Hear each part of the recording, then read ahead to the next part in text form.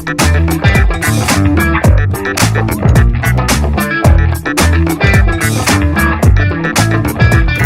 in Uttar Pradesh, some hand started weaving these carpets. Is that where it all started from? Well, luckily I don't have to take much credit for this. I had the vision to see, how this craft would be relevant for years to come. People are not shying away from, buying things of value, and craft is a thing of value, and it is something that we should be proud of and present it on a global platform. But did you have to give a presentation to the Prime Minister as well? If we are talking about our internal weavers, we're thinking about their education, their health, fair wages. It was just part of the business. Now coming to your Virasat collection. Thank you for bringing up Virasat. I think it is a story that is closest to my heart. When they got the stipend, they were feeling more economically independent. Of course. And one woman will support another, and that's what we take pride in today. Welcome back to That's So Mudita. Here we dive deep into grit, and untold stories behind the most inspiring names in fashion, lifestyle, entrepreneurship and creative business. Today we have with us Miss Angelique Dhama, the president at OBT Carpets and Home. Thank you so much for being here with us, and thank you so much for inviting us into your beautiful store. Thank you. The pleasure is all ours. Thank you so much. So now diving deep into your lovely story, it's a 105-year-old brand you told me some time back. How did that come about? So the brand was founded in 1920 by three Britishers, Oakley, Bowden and Taylor. And they had the vision to see how this craft would be relevant for years to come, and I think they did a phenomenal job from way back then to maintaining records to really having the whole ecosystem working so beautifully. And yeah, that was the starting, and here we are today. So somewhere in Uttar Pradesh, some hands, like these one talented hands, started weaving these carpets. Is that where it all started from? Yeah, it was a conscious effort to train people in that region, and so there were collective hands, and that kept growing.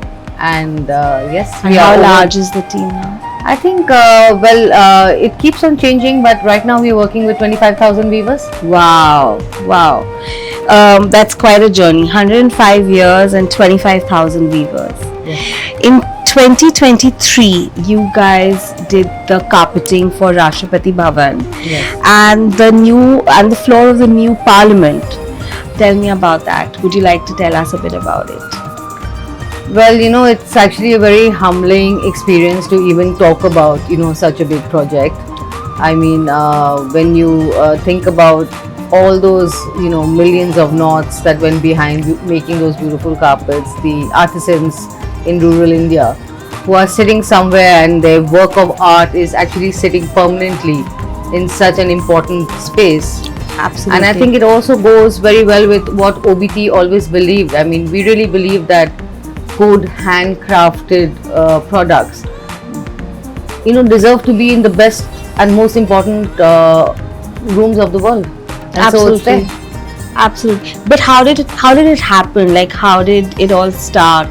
So yeah, we were contacted by the designers who were they were given the task to design rugs for this beautiful space. And because it had to be inspired by India, it had to be done by master craftsmen, so they didn't have too many choices, I guess. So they contacted OBT and they said, and it was COVID days, because obviously we started in 23, the work started in late 20s. I think it was around December of 20 or 21 when we started the work, and it took us over a year to just weave the carpets and getting everyone together at those trying times, but we had to be ready for the Parliament when it opened. So 900 artisans? Yes, and millions of knots together. Wow. But everyone was doing it as a matter of national pride. The minute we told them this is for the Parliament, and it's going to be a space where people are going to come from all over the world and appreciate the craft that India has. And I think the Prime Minister was also very conscious of the fact that it all has to be Indian craft from around India. So he gave all parts of India an opportunity to present their craft. But did you have to give a presentation to the Prime Minister as well? We did some presentations with some of the ministers, Yeah. and I am given to believe that it was his choice finally. But what an amazing feather in the cap to literally get a nod from the highest office in the country. I mean, that's got to mean something. Yes, I think if you're very serious about your craft. I think you're honest about the way you do it, Yeah. and I think that kind of comes through at some point or the other. So Absolutely. it was our moment. Absolutely. Now, OBT turns 105 this year. Speaking as an entrepreneur myself, I know what it's taken me to get my brand to 10 years. If you can tell me a little bit that how is it that you reached 105, and touch wood for that. Well, luckily I don't have to take much credit for this, but I think if I have to, just point out maybe just a single thing of what got us here was respect for the craft. I mean, I'm not saying this in a very nostalgic way, but we genuinely believe that it is a very exotic skill to have, and it is something that we should be proud of and present it on a global platform. So I think that whole respect has made the way we respected the craft. We interacted with our internal people, so our weavers. We presented it to the external world, which is our buyers around the world. And yeah, I think respect on one side, and I think another thing could be A lot of determination. Determination, I think we were quite consistent, in everything we did. And also, when there were new generations that kept coming on, I don't think we ever let go of the soul of the brand. That was always integral to whatever we did. Absolutely. So yeah, that's how we've survived, and to many more hundreds of years in the future. Absolutely. I think legacy brands are the true wealth of our country, and I think India is proud to be home to so many legacy brands, which doesn't happen very anywhere else as much as it does here. So congratulations to you for that. Thank you. One more thing, which is a technical question, I don't want to get it wrong. OBT was the first handmade rug company in the world to receive SA 8000 certification. So my first part of the question is that what is SA 8000? So it is a certification of ethical practices. Okay. And I think at OBT, I don't think when we are talking about responsibility, it is not something that is reported annually in a board meeting. Of course. It's an your soul, operational thing. Of It's course, a way of life. Of course. So where you see, if we are talking about our internal weavers, we're thinking about their education, their health, fair wages. It was just part of the business. I think that's all it was for us. It wasn't that, okay, it is our CSR program, so we need to do this. It was the way of life. Absolutely. And so this is, as you said, that it's the global gold standard for ethical labor practices. But for a brand that works with 25,000 artisans, what does it actually mean to hold that standard? Like, how is it that you go from day on day ensuring that stays in place? Because quite frankly, you're in Delhi and your factory is in Uttar Pradesh, right? So we have, OBT is made up of beautiful leaders all across the board. So we have, like, for example, chief operating officers who are sitting in the factory, who are ensuring that whatever is set out as, our norms are carried forward. Like fair wages are paid, or weavers are taken care of, or whatever. There's a managing director in the factory. There are design heads. So it's not one person who's managing OBT. Of course. It's a community of leadership also that Absolutely. goes into making sure that OBT is what it is today. Absolutely. And your women weavers program that showed up, and the team actually came and showed it to me. I found it really interesting. Do you want to tell us a bit about it?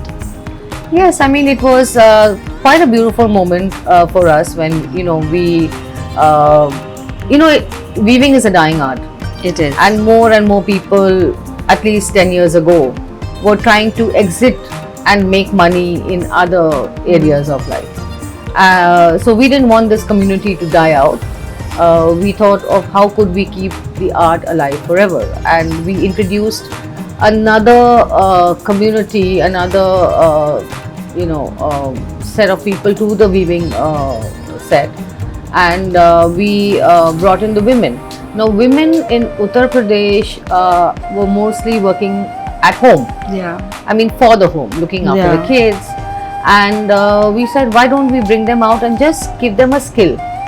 So we just created training centers where they would come, and we said, don't do anything, just learn.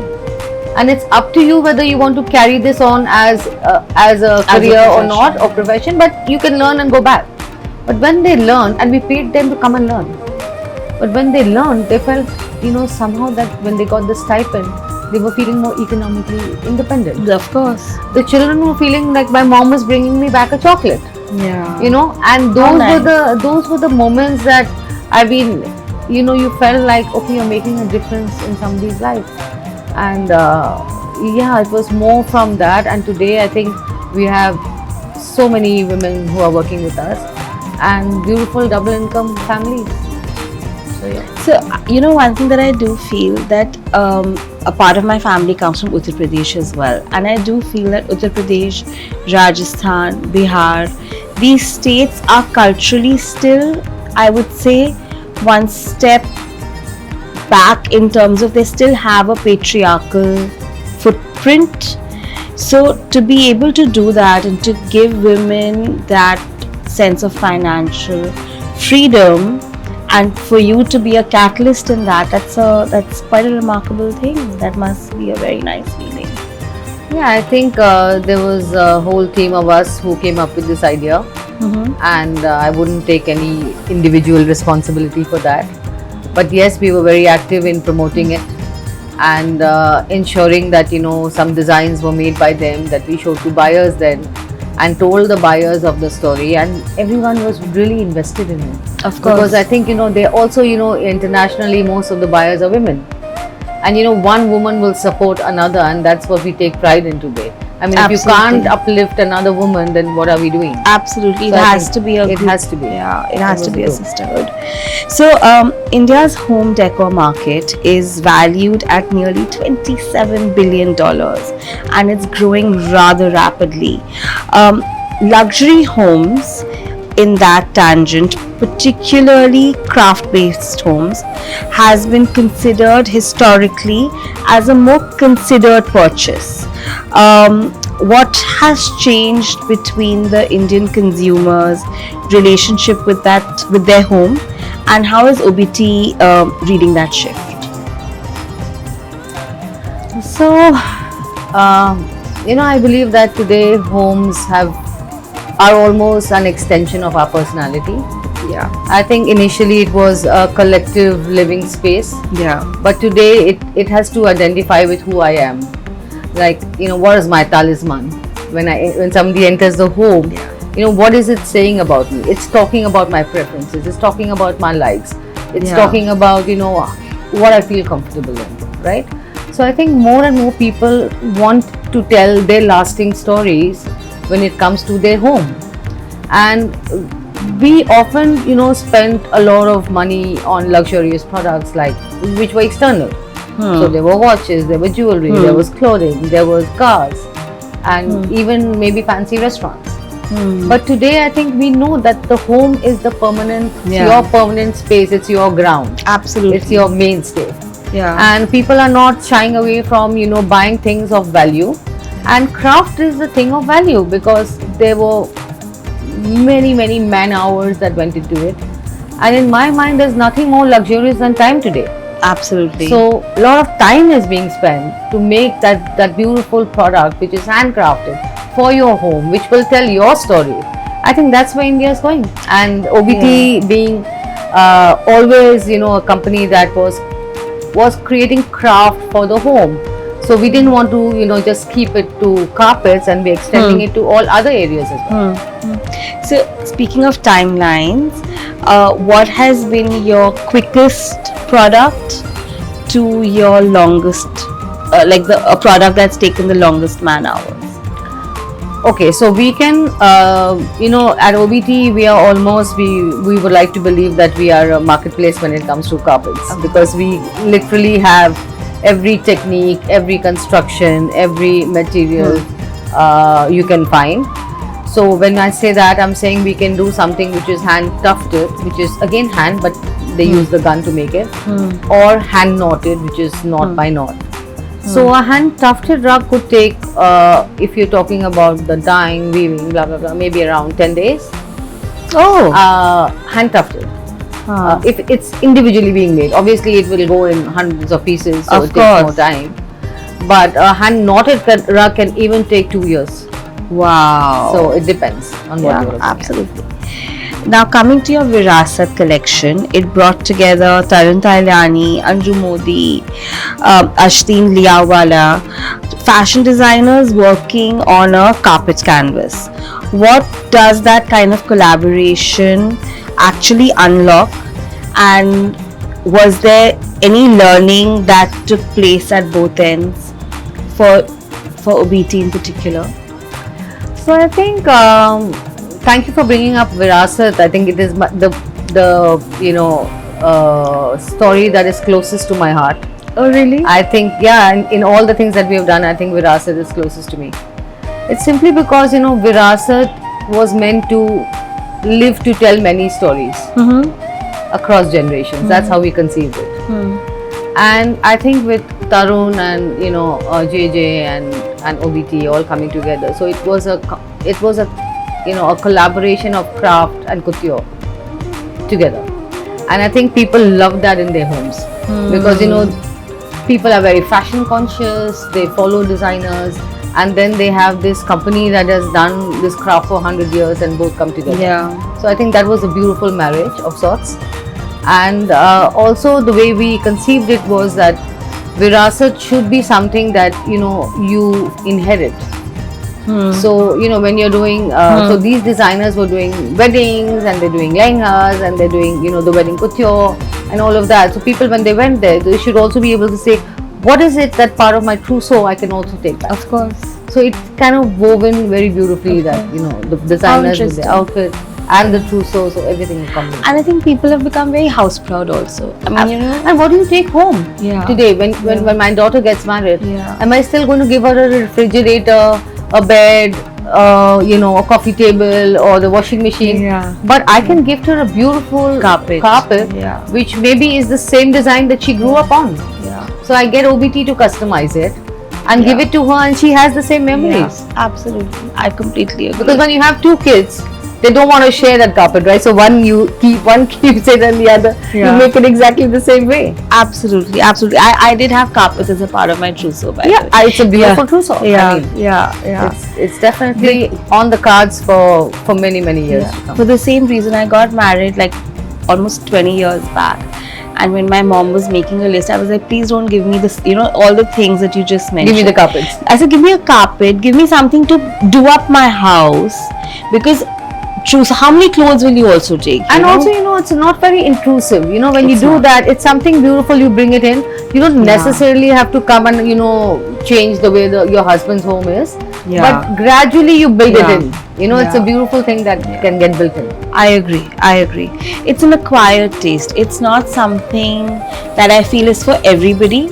Like as how we were It's talking for about- everybody who appreciates beauty and craft. Yeah, absolutely. I agree. Now, one of the most interesting thing about luxury brands is how they create aspiration, not just for the product, but for a way of seeing the world. Now, OBT has a story that's genuinely extraordinary. Parliament, royalty, 105 years of craft. How much of that story do you think the Indian current consumer, because even consumers keep changing, so the Indian consumer currently knows, and what does the brand still need to do to close the gap? Quite honestly, I think we are not even at the tip of the iceberg in knowing OBT, in knowing our craft, in knowing who we are and what we do. But to be fair to us, we just started the narrative 5 years ago, although we've been working for over 105 years. Because I think for the longest time we've just been working on perfecting the yeah. craft, perfecting, the procedures, the transparency that goes into it, not really, branding and outward sort of information. But having said that, I think that is important. That is what, international brands have done so beautifully. They've told their story right from the beginning. And you have 100-year-old story And how now. great are they in bringing the yeah. story to life, in talking about craft, in talking about time, in talking about materials that they use. I mean, they romanticize everything and they tell you that beautiful story, and they're the best in narrating it. So I think we have still many more years to sort of perfect that part, but we are on that Yeah, of journey. course, you're on the And right that's track. why we are talking Of today. I course. mean, thank you for letting us talk about OBT. And Not at all, not at all. See, some brands don't have a story. You guys have a long story to tell. Plus, it sort of really spoke to us vis-a-vis the product, vis-a-vis the ethos, vis-a-vis everything that you're doing sometimes around I the don't even brand. realize that we have stories that people aren't interested in. When I start to tell one story or the other, and then someone says, "Really? Were you all doing this? Are you all doing this? Oh, it's such a beautiful story." And I'm like, "Is it a story to tell?" Because Like, it's so deeply ingrained. Yeah, we don't Yeah. even realize most of the time. Any I agree. OBTN. Yeah. We don't feel like we're doing anything out of this world. We're just doing our job on a daily basis. That's some next level humility, I want to tell you. But I think trust we're me, all we talk very to interested. any OBTN, Yeah. you'll get the same response. Okay. I hope right from we our can- chairman down to the loader. So Everyone. let's start with, I mean, why don't you tell us something that comes off the top of your head? On a story? Yeah. So I was telling somebody recently that we have this beautiful museum collection, and it's made 300 knots. It takes a year to make, and it's quite expensive, because obviously so much of labor, so much of silk and wool and all of that. But we also have this lifetime buyback with it. And they said, "Are you crazy, Angelique? Who will offer a lifetime? It's not jewelry." Yeah. I said, "Yeah, but it's as precious." But it is like jewelry. It is as precious. Yeah, of course. It appreciates. I agree. What happens with Yeah. jewelry? It appreciates every year. Yeah. This appreciates every year. It makes you Yeah. feel beautiful when you wear jewelry. It makes your home feel Yeah. beautiful. So what's different? But that is again, it's a next world. I mean, But nothing's happening to it. When I Yeah. say a lifetime, of course, let me put a disclaimer here. I just mean 25 years. Yeah. But that is but for 80 years, nothing's happening to that rug. Wow. I mean, you Wow. just have to wash and use and wash Yeah. and use and move from one place to another. Another Absolutely. story I told somebody, saying that when the Oberoi was built, the Yeah. second one, Yeah. the new one. Yeah. So we had done the corridor carpets 20 years before that. Oh wow. So when they were dismantling the hotel and all of that, they said, "Please come, OBT, come and take back your carpets, and let's see what we can do with it." So we took back our carpets after 20 years, sent it to the factory, washed it, and sent it to another hotel. Wow. So That's amazing. and like, see, I mean, for Yeah. us, what did we have to do? We just went, we took Yeah. our carpets back, we went to the factory, we washed it, we sent Yeah. it. It was normal. But once I was generally telling someone, "Really?" And the way they made Yeah. it sound like this was such a beautiful and amazing of course, story. Of course. So most of the stories we You know, don't we're really living in a realize. generation of everyone's talking about recycling, upcycling, sustainability. But this is true sustainability. It's just a way of life for us. It I is, mean, look it at the is. material we're using. Wool is sustainable. Yeah. You can't not take the wool, the hair of the lamb, right? I mean, what Yeah. is it going to do? Yeah. So yeah. it's the most sustainable Absolutely, product. absolutely. I completely agree. Now, brand extensions are the most studied and debated topics in luxury business. The risk is always dilution, stretching identity so far that the original product loses its meaning. How does OBT protect the integrity of its core, the hand knotted carpet, while genuinely expanding into a new category? I think all categories and all crafts have their own sort of standing. I mean, a hand knotted carpet is a hand knotted carpet. It's always going to be woven by hand. It's always going to have the most precious materials used within it. But having said that, it doesn't mean that OBT cannot extend into furniture and have a beautiful furniture factory. You do have a new division coming we, out. We have it. It came up in 2017. Okay. So almost 10 years now. So it doesn't stop us from saying, acquiring bedding, factories to do bedding. So I'm saying you don't lose your core. What we Absolutely. need to build on is that we are always being original to the craft and making it in the most ethical and promising way. The new home deco expansion, furniture in Indian teak with Carrara marble detailing, bedding, furnishings, is 100 crore commitment. For a brand that's been synonymous with one product category for 105 years, how did you build an internal consensus around the expansion of this scale? You know, when we came into the consumer market, and I was, you know, sort of entrusted to build the brand from this beautiful 100-year-old company, we didn't want to just stay with carpets, because we believe that we do beautiful craft for the home, Of course. and we wanted to extend that sensibility, that commitment, that use of material in its truest form to other parts of the home. So when you're saying it's teak, and you know, you're saying it's Carrara marble, it is the highest material to make, you know, the furniture with. I think the board and everyone was immediately on board, saying that yes, I mean, home is the space, and we Of don't need course. to restrict ourselves to a carpet. And we're still doing it from our own factories, so it has the highest standard of course, operation. of course. India's home decor market is projected to double by 2034. Luxury spending in non-metro cities is growing as well. What part of India's changing relationship with their home, be it architecture, culture, or aspiration, what excites OBT and what excites you the most about the brand entering this space? I think, you know, we always want to be relevant to people who value culture, who value art and craft, and handmade.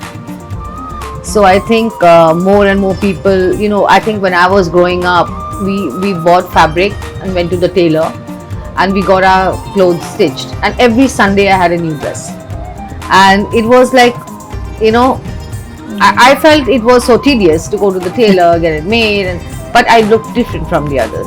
But that gradually went away, where, you know, we were buying things from Zara and this and that, and you know, it was accessible.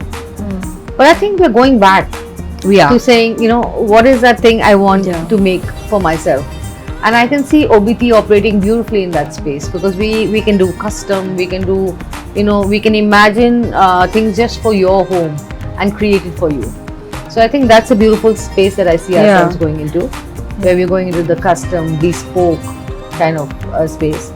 And also handmade, also, you know, using beautiful materials. So, and the new generation now is interested in all of that. Absolutely. I think You know? bespoke is coming up in such a large way because nobody wants mass produced Nobody things. wants, they want to, Yeah. they want to identify with themselves. Yeah. And I'm so happy to see the youngsters, you know, tilting towards this back again, saying Yeah. that, you know, I want something which is originally made for me. Yeah, one of its kind. Who Yeah. made it? Yeah. What is the story it's telling?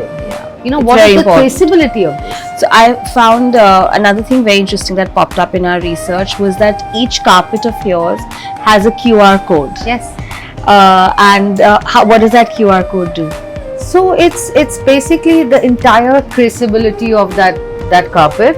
It will tell you when it was issued. It will tell you when it was dyed. It will tell you who the weaver was. It will tell you where the weaver stays, how many children she has.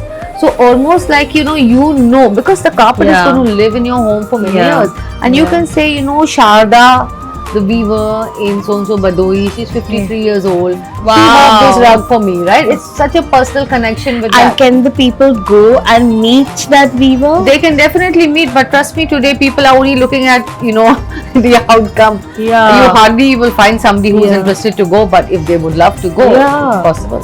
Wow, because I do see a lot of, like, for example, you know, the younger buyers, as we were talking about, they're really interested in knowing who's actually A lot of- made it. And, A lot of designers Yeah. now want to go to the factory. yeah, They want to see the product, and we Yeah. keep on urging them to please go and see. I mean, you're Yeah. speccing in products. You need to see what's behind it. Yeah. You need to see who's making it. How are we making it? Yeah. Are we really keeping up to the promise that we are committing to? yeah, yeah. And come see us. Yeah. see And what what's goes happening. into making such a beautiful product? And the time, the Yeah. labor, the accuracy of Yeah. not, and the you know, something that really amazes me is this maybe 70-75-year-old weaver, sitting and weaving, and he is not wearing glasses. And I'm like, how has his eyesight not gone bad by now? Yeah, You know, that's weaving amazing. 300 knots into a square inch. Yeah. Why is his eyesight so good? My God, It's I like don't think even gift youngsters from can do God, that. right? Yeah.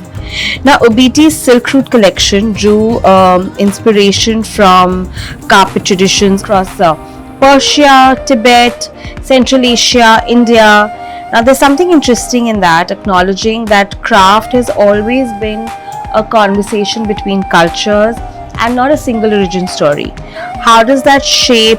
How does that take shape? How do you take Indian craft to a global audience without feeling that it's too nationalistic or diluted? I think, we have now crossed the time of believing that India is exotic. Yeah. I think we want to believe that India is of global relevance. Yeah. I think we want to believe that India is on top of the craft, and it matches any other culture. And or India any is other- really having its moment right it's having now. its moment, right? Yeah. So we want to believe that India is emotionally intelligent. So when we believe in all these three things, we are not confined to incredible India or just India exotic. We're saying we are relevant today across communities, across societies, and we are just saying that we are making beautiful craft just as the French are, just as the British are, and it's common ground. Absolutely. So nothing about calling out India specifically to say this is Indian. It is a beautiful craft for global consumption. And on that note, you have a Proud to be Indian initiative. Yes. Okay, so we've spoken about our mutual love for India and everything that OBT is doing within the country. Now, I'm really curious that you brought a lot of international brands into India. Swarovski, Yadro. Now, how did that come about? What was your learning with them? And Oh, I was really very young when I was, bringing part of the teams that brought in these brands. I was leading them into beautiful, successful brands. But I think the biggest learning is how consistent they are in storytelling. yeah, I mean, they have their core, they know their craft, they're very proud of the materials that they're using, and they're not, at all shy to tell the story. absolutely. And it's consistent across the board, all touch points. I think that is one thing that we really need to learn in Indian brands, yeah. is to be able to tell a consistent story at all touch points. And to be proud about our And to be product. proud about Yeah, it. Exactly. Yeah, absolutely. And I believe there are a lot of global expansions that are coming up for OBT. Yes, very, very exciting days. Like I was saying before, I mean, it's a global craft. It's for a global audience, not necessarily Indians. So we have opened our first store at London. Oh, nice. Congratulations. Thank you. And we'll be opening a store in Dubai in a couple of months from now. And then New York by the end of the year. So yeah, we have 3 more stores. That I are heard something coming up. about Milan also. Milan, we have an office, and yes, it's in the pipeline for the future. Yeah.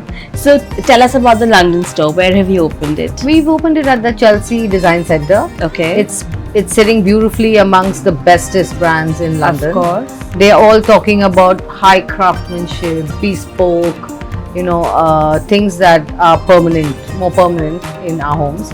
So we're very happy to be sitting there amongst all of them. Lovely. And New York is what next?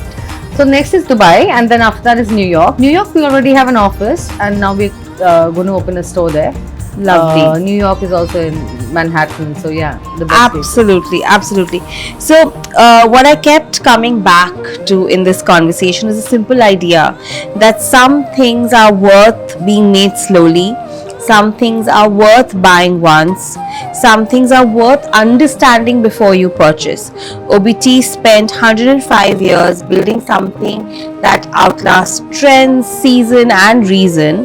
What they are now building and where they're taking it feels like one of the more interesting stories in Indian luxury right now. In today's conversation, adding something to how you think about craft, luxury, brands, home. We choose what you share it with, and someone who cares about those things. See you next time, and that's all from That's So Mudita. Thank you so much.